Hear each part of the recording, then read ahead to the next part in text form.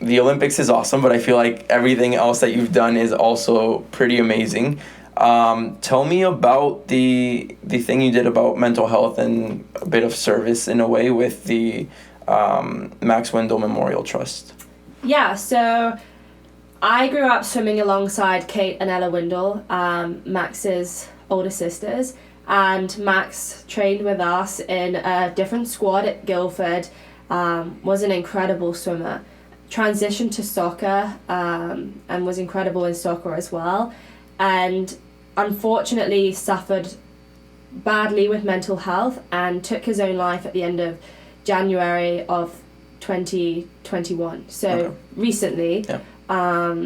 And that was really hard hitting, and it put a lot of things into kind of perspective, as we said, and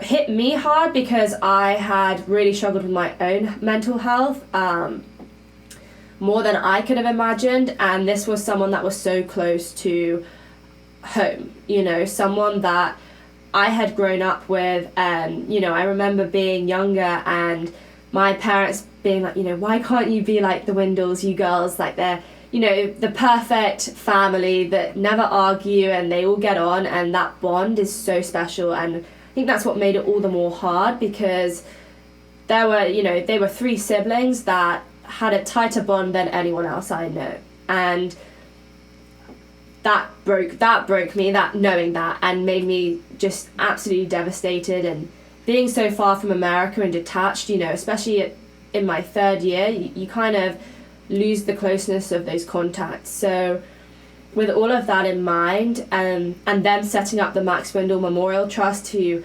help other people in the same situation that Max was in, made me want to give back. And, you know, it was his goal to play at the highest pinnacle of sports, whether that was in a Champions League or at an Olympics and things like that. And, you know, I remember getting my kit at kitting out day and being like, this is really special, but I want to do something with this kit to help this trust. And so then when I went to Tokyo, I went with the mission of being like, okay, I'm going to get everybody on this team to sign a top of mine, and I'll raffle it off or I'll auction it off. You know, I hadn't quite decided yet, but I was like, I want to do something. And so that's when I had to pluck up the courage to ask people like Adam Peaty and James Guy for their signatures, and that was kind of scary to me, but I knew I was doing it for something way larger than myself. And so my mum had it framed for me, and then I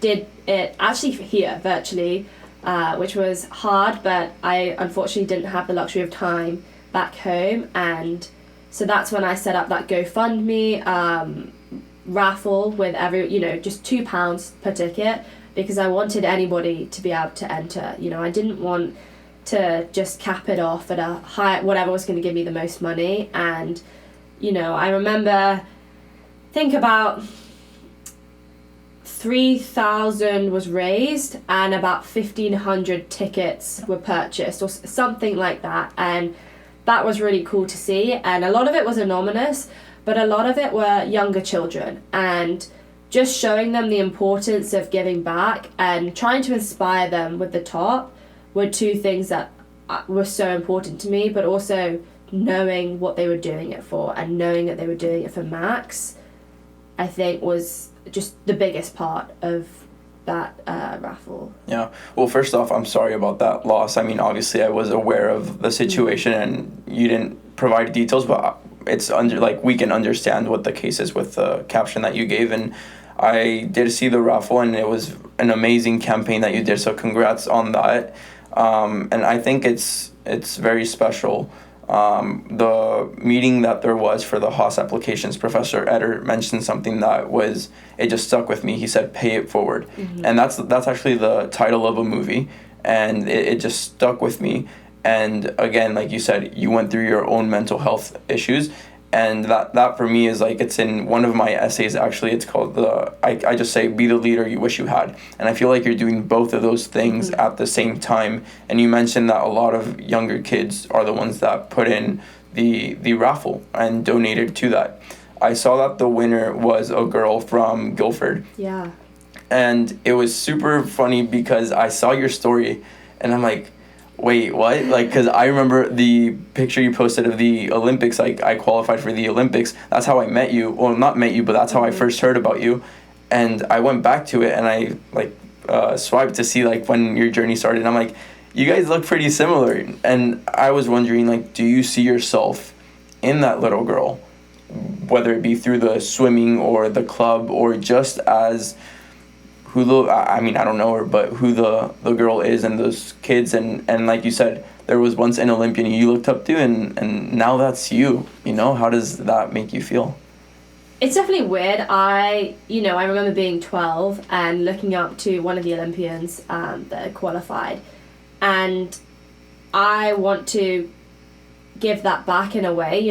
That was something that had always stuck with me through my swimming journey. And seeing the journey that he was on, I was like, I just want a part of that. I just want to be able to do that. And if I can inspire the younger girls or the younger boys, whoever it is, to do that, then that's special to me. And Sophie Keeble, I think her mum had entered the raffle and didn't tell her, or I don't actually know. I know she hadn't told her that she won for a long time, and I didn't know who they were. I didn't, when I pulled the name out, I was like, okay, this is great, but I have no idea who these people are. Like, what country are they in? Like, how do I contact them? And I managed to get an email and contact her, and that's when I found out that I think she's a pediatric nurse, and Sophie's her younger daughter and is a swimmer at Guildford, and has been so inspired and insisted on taking that photo of winning with her Guildford kit on and her Guildford hat, and has wanted to go to practice ever since. And that brought a smile to my face, because it was like, even if it is just one girl that can be inspired by that,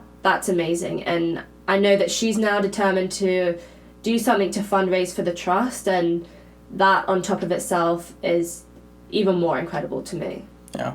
To anyone that ever asks what denting is, that is exactly what denting is, and that's awesome. Congratulations on that. And I mean, hopefully it has a great impact, whether it be to the trust, but also to the kids, and everybody else that was like impacted by it. So congrats on that. That's really, really awesome.